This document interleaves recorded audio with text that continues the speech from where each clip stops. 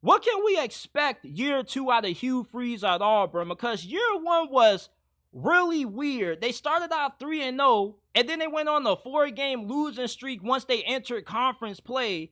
But it wasn't all bad during that 4-game losing streak. They lost to Texas A&M and LSU pretty badly, but they came pretty close to beating Georgia. If it wasn't for Brock Bowers, they would have pulled off that win against Georgia, and you can't tell me otherwise. And they came really close to beating Ole Miss.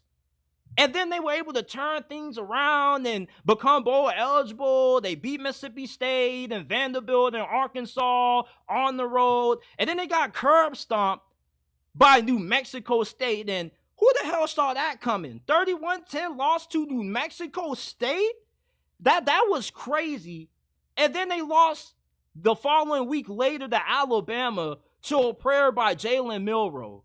Like, if you would have told me that year 1 was going to be the roller coaster ride that it was for Hugh Freeze, I would have not believed you. They were going to lose to New Mexico State at home and come a prayer by Jalen Milroe short of upsetting Alabama in the Iron Bowl. Year 1 was madness for Hugh Freeze at Auburn. But being realistic, I felt like he did a pretty good job last year. I wasn't expecting too much out of Auburn. I thought 6 wins, 7 wins at best was going to be the ceiling for them. He did a great job in the transfer portal. He got some really fantastic finds. You got Rivaldo Fairweather, who is one of the best tight ends in the SEC this year. He's going to be an NFL guy. He led your team in receptions, receiving yards, and touchdowns. He's going to be coming back this year. You also got a couple of really good linebackers on your team who you got out of the portal as well. And he is bringing in a fantastic recruiting class. They bring in the 10th ranked recruiting class from last year's recruiting cycle. And they're banking on this wide receiver and Cam Coleman to have a really big year.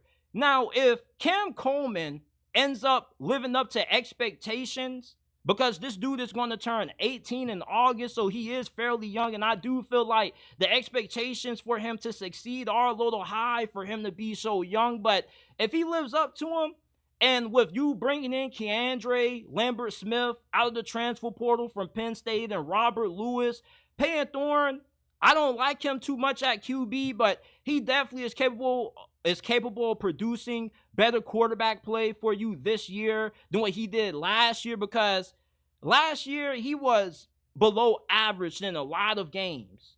And if you would have had slightly better quarterback play, like if you would have replaced Payton Thorne with Graham Mertz, that could have been a difference between you being a 6-win team and possibly an 8-win or better team last year. And looking at their schedule, they should at least be able to get the 6 wins, because you have 4 easy cakewalks in Alabama A&M, New Mexico, Vanderbilt, UNLM, and then you got to play Cal, who their head coach, he's on a hot seat, and they bring in a good amount from the transfer portal, but Auburn should be able to handle business against Cal Berkeley, and then maybe you can find a way to steal a few wins on the road. I doubt you're going to be able to beat Georgia, even though you are going to be motivated for that game, because Georgia disrespectfully scheduled their homecoming to be against Auburn. That was definitely a slap in the face to Auburn players, because they were retweeting it, they were reposting it on Instagram, so they definitely feel some kind of way about it. I definitely feel like that Kentucky game is winnable. And then you got to play Missouri, who, that could be a tough one, but anytime you play Bama, those rivalry games can always get a little weird, and you came really close to beating them last year, so you definitely could beat them this year, even though it's on the road in Tuscaloosa. One thing about those rivalry games is it doesn't matter the location, it doesn't matter the talent gap. Those rivalry games, at least when it comes to the Iron Bowl, normally tend to be classics more times than not. And your toughest home games are at Oklahoma, or against Oklahoma and Texas A&M. And Auburn played their best football last season when they were at home. So if you can find a way to steal a win against Kentucky and Mizzou and maybe beat Oklahoma or Texas A&M, and plus you can beat the easy gimmies that you're giving you on your schedule, not only could you win more than 6 games, but possibly you could win 7 or 8. which definitely will be improvement from what you did last year. Your team is pretty good. From SEC standards, you're in the middle of the pack. But overall, this is a top 30, top 25 roster. Their defense is pretty good. Outside of the defensive line, you got a really good secondary. You got a stout group of linebackers.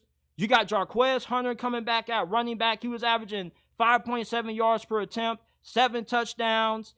So with Payton Thorne having more options to throw the football to this year, he should be in for a better year. He may not be the best quarterback, but Hugh Freeze, with how good he is on the offensive side of the football, he should be able to elevate them a tad bit. So I'm expecting Auburn to still probably be around where they were last year. 6, 7 wins possibly. At best, you could win 8 games if Payton Thorne plays at the level that we saw him perform at when he was at Michigan State before he transferred from there.